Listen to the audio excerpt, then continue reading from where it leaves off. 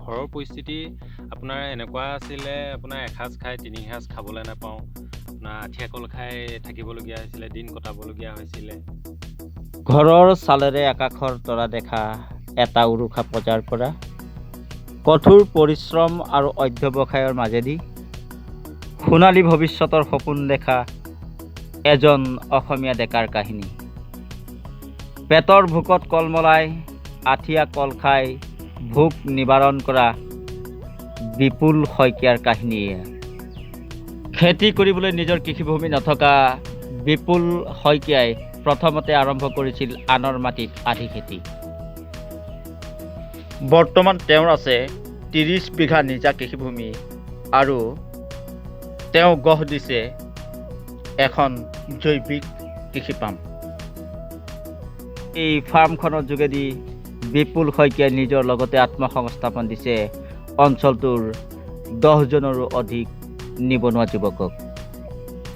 ঐতিহাসিক শিলিখাগুৰি জাহাজ ঘাটৰ কাষত সোৱণশিৰি নদীৰ পলসুৱা ভূমিত বিপুল শইকীয়াই আৰম্ভ কৰা জৈৱিক কৃষি ফাৰ্মখনত লহপহকৈ বাঢ়িছে বিভিন্ন ধৰণৰ পাচলিৰ লগতে মাহজাতীয় শস্য।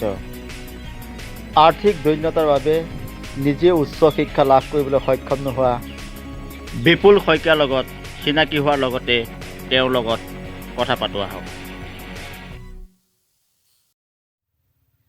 আপোনাৰ পৰিচয়টো দিব। নমস্কাৰ, মোৰ নাম বিপুল শইকীয়া।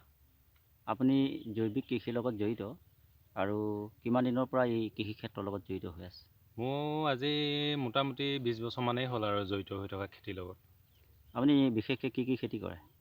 মই আপোনাৰ মাটিমাহ, সৰিয়হ, বিলাহী, বেঙেনা, কবি, ভোট জলকীয়া, আলু, নহৰু ইত্যাদি কৰা হয় আৰু মই। আমি দেখাত আপোনাৰ কবিকে আদি কৰি বিভিন্ন ধৰণৰ পাচলি ছিঙিব পৰা হৈ আছে। ইতিমধ্যে আপুনি বজাৰলৈ উলিয়াই আছে। আপুনি বছৰটোত কিমান টকা লাভ কৰে এই খেতিৰ জৰিয়তে? আপোনাৰ মোৰ গোটেই খেতিখিনিৰ পৰা আপোনাৰ অন্ততঃ 2 লাখৰ ওচৰা-ওচৰি ইনকম হয় মোৰ। প্ৰতি বছৰে 2 লাখ টকা আপুনি ইনকম কৰে? হয়। আপুনি কৃষি ক্ষেত্ৰৰ লগত 20 বছৰ আগৰ পৰা জড়িত বুলি কৈছে। হয়। প্ৰথম অৱস্থাত আমি জানিব পৰা মতে আপোনাৰ আৰ্থিক অৱস্থাটো বৰ ভাল নাছিল। আপুনি সেই বিষয়ে অকণমান ক'ব নেকি? মই খেতিৰ পৰা যথেষ্ট এতিয়া সবল। আপোনাৰ খেতি কৰা গোটেইকেইটা সঁজুলি মই খেতিৰ পৰাই গোটাবলগীয়া হ'ল। আপোনাৰ ট্ৰেক্টৰ, মেচিন, খেতিত যিখিনি বস্তু মানে সামগ্ৰীৰ প্ৰয়োজন হয় গোটেইখিনিয়ে মই আপোনাৰ খেতিৰ পৰাই গোটোৱা হৈছে। আৰু ইয়াৰ উপৰিও আপুনি ব্যক্তিগত সম্পত্তি, মাটি বাৰী ইত্যাদি? সেইখিনিতো আপোনাৰ হৈছে, যথেষ্ট হৈছে। আমাৰ এটা সময়ত খুবেই বেয়া পৰিস্থিতি আছিলে। আমি ওপৰলৈ চালে হয়তো আমাৰ আকাশ দেখা যায় আৰু শুবলৈ হয়তো এখন আমি ভাল কাপোৰতো পিছৰে কথা। আমি মানে খুব কষ্টৰে ডাঙৰ হ'লোঁ আমি। তাৰপিছত নিজে যেতিয়া কৰিব পৰা হ'লোঁ খেতিৰ পৰা আমি যথেষ্ট ইনকম বা লাভালাভ আহিছে আমাৰ। আপুনি প্ৰথম কি খেতিৰে এই কৃষি কাৰ্যটো আৰম্ভ কৰিছিল? মই আপোনাৰ প্ৰথম বিলাহী আপোনাৰ 800 জোপা বিলাহী কৰিছিলোঁ। হয়। 800 জোপা বিলাহীত আপোনাৰ 3 টকাৰ পৰা 7 টকাৰ ভিতৰত বেছি মই প্ৰায় 35,000 মান টকা সংগ্ৰহ কৰিবলৈ সক্ষম হৈছিলোঁ। তাৰপিছৰ বছৰৰ পৰা তেনেকৈ ক্ৰমান্বয়ে বাঢ়িবলৈ আৰম্ভ কৰিলে আৰু। এতিয়া এই কৃষি ক্ষেত্ৰখন যথেষ্ট ডাঙৰ। হয়। আৰু ইয়াত কিমান মাটি আছে? এতিয়া আপোনাৰ মোৰ 3 জেগাত খেতি। হয়।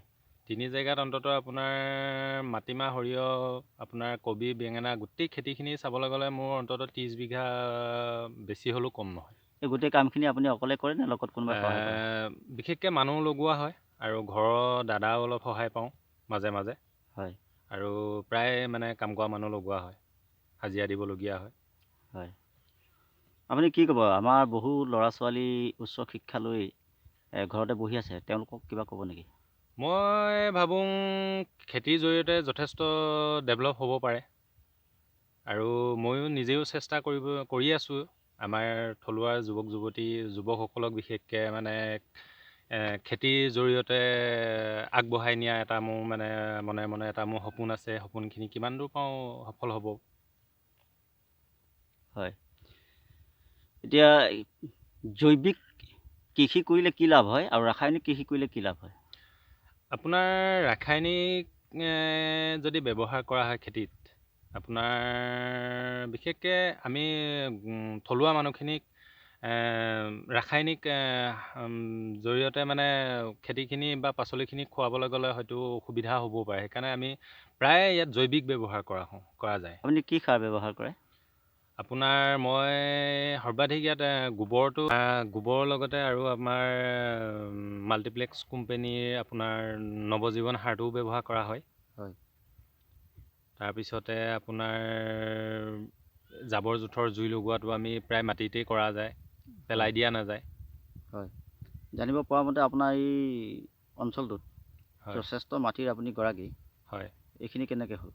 এইখিনি আপোনাৰ খেতিৰ জৰিয়তে খেতিৰ পৰা লাভালাভ বা খেতিৰ যিটো ইনকম, সেইটো প্ৰতি বছৰে মানে মোৰ এটা চিন্তা আছিলে, এই খেতিৰ জেগাৰ ওচৰতে মই মাটি মানে আৰু কিনি ৰখা নিজাববীয়াকৈ এতিয়া মোৰ বৰ্তমান 20 বিঘা প্ৰায় 25 বিঘালৈ গৈ আছে।